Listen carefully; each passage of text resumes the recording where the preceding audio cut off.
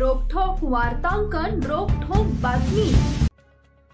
महाराष्ट्राच्या अनेक जिल्ह्यांसह कर्नाटकच्या उत्तरेकडील जिल्ह्यात वैद्यकीय सेवेसाठी विश्वासार्ह आणि लोकप्रिय ठरलेल्या सोलापूर जिल्ह्यामध्ये एआयचा वापर करून एकाच दिवशी हृदयरोगावरील 3 अति जटिल शस्त्रक्रिया सोमवारी करण्यात आल्या। भैया चौक इथं असलेल्या एसीएस हॉस्पिटलमध्ये आंतरराष्ट्रीय ख्यातीचे हृदयरोग तज्ञ डॉक्टर जसकरण सिंग दुग्गल यांच्या साथीनं डॉक्टर प्रमोद पवार, डॉक्टर सिद्धांत गांधी यांनी या दुर्मिळ शस्त्रक्रिया केल्या असल्याची माहिती डॉक्टर प्रमोद पवार, डॉक्टर सिद्धांत गांधी आणि दीपक गायकवाड यांनी शुक्रवारी पत्रकार परिषदेत दिली। सोलापुरातील वैद्यकीय सेवेचा दर्जा आणि विस्तार वाढत असल्यामुळे मुंबई, पुणे सारख्या मोठ्या शहरातून सोलापुरात उपचारासाठी येणाऱ्या रुग्णांच्या संख्येत मोठी वाढ होत आहे। यातून मुंबई आणि पुण्यातील रुग्णांचा सोलापूरवर विश्वास वाढत असल्याचं दिसून येत आहे। आंतरराष्ट्रीय ख्यातीचे हृदयरोग तज्ञ असलेले डॉक्टर जसकरण दुग्गल मुंबई स्थित जहांगीर हॉस्पिटलमध्ये वरिष्ठ हृदयरोग तज्ञ म्हणून कार्यरत आहेत। त्यांनी अनेक दशके आर्मी हॉस्पिटलमध्ये सेवा दिली। नमस्कार। एसीएस हॉस्पिटलमध्ये आज घेतलेल्या पत्रकार परिषदेमध्ये घेण्याचा हेतू हा होता की सोमवारी आम्ही जे कॉम्प्लेक्स करोनरी, जे अतिशय गुंतागुंतीच्या आणि किचकट एंजिओप्लास्टीचा आम्ही ज्या 3 कॉम्प्लेक्स एंजिओप्लास्टी केल्या, तर त्या कशा पद्धतीने केल्या, आर्टिफिशियल इंटेलिजन्स म्हणतो आपण त्याला, AI guided IVUS with IVUS support, intravascular ultrasonography म्हणतो, म्हणजे जे हृदयाच्या रक्तवाहिन्यामध्ये जाऊन त्याची सोनोग्राफी करतं। तर अशा नवीन तंत्रज्ञानाचा वापर करून जे फार कॉम्प्लेक्स, ज्याची पूर्वी बायपास झाली होती, एंजिओप्लास्टी झाली होती आणि परत त्याला ब्लॉक झाला होता, अशा पेशंटची एंजिओप्लास्टी, अशा 3 प्रकारच्या वेगवेगळ्या प्रकारच्या पेशंटची एंजिओप्लास्टी आम्ही यशस्वीरित्या सोमवारी केली।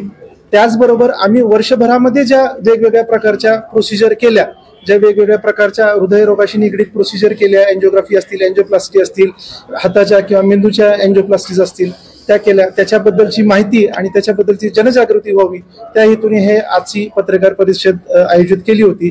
तर ह्या सगळ्या व्यवस्थित आणि सक्सेसफुलरित्या झालेल्या आहेत। पेशंटलाही त्या सोमवारी ज्या वर्कशॉप आयोजित केलं होतं, जी कार्यशाळा आयोजित केली होती डॉक्टर दुग्गल यांच्या मार्गदर्शनाखाली, जे पुण्यातले शाळा वर्कशॉप या आयोजित करण्याचा मानस आहे। त्याचबरोबर काही फायनान्शियल, ज्याला जो आर्थिक हातभार लावण्यासाठी पेशंटला, ह्या कारण फार किचकट आणि गुंतागुंतीच्या असल्यामुळे आणि त्यालाही त्याची काही कॉस्टिंग असल्यामुळे आपण सीएम रिलीफ फंडाची ही सोय आपल्या हॉस्पिटलमध्ये त्या माध्यमातून केलेली आहे। तर तिथूनही पेशंटला काही हातभार लागू शकतो। याबरोबरच पेशंटलाही हृदयरोग होऊ नये किंवा हृदयरोग झाल्यावर काय करायचं याबाबतचे अवेअरनेस किंवा याबाबतचं कॅम्प असतील, याबाबतच्या काही जनजागृती असेल, त्याही आम्ही वर्षभर वेगवेगळ्या माध्यमातून आम्ही घेत आलेलो आहोत आणि भविष्यात पण घेत राहू। माझं नाव अनिल चव्हाण, वय वर्ष 65, राहणार कोथरूड, पुणे। तर मागील बॅक हिस्ट्री सांगायची म्हटलं तर 2023 मध्ये मला अचानक छातीमध्ये पेन्स झाल्यानंतर मी दीनानाथ हॉस्पिटल पुणे येथे ॲडमिट झालो। त्यावेळेस डॉक्टर जानोरकर आणि डॉक्टर रणजित जगताप यांनी माझी बायपास केली। म्हणजे मी 8 दिवस तिथं ॲडमिट होतो। त्यानंतर 1 वर्षभर काही त्रास झाला नाही। डिसेंबर 24 मध्ये मला परत पेन्स चालू झाल्या।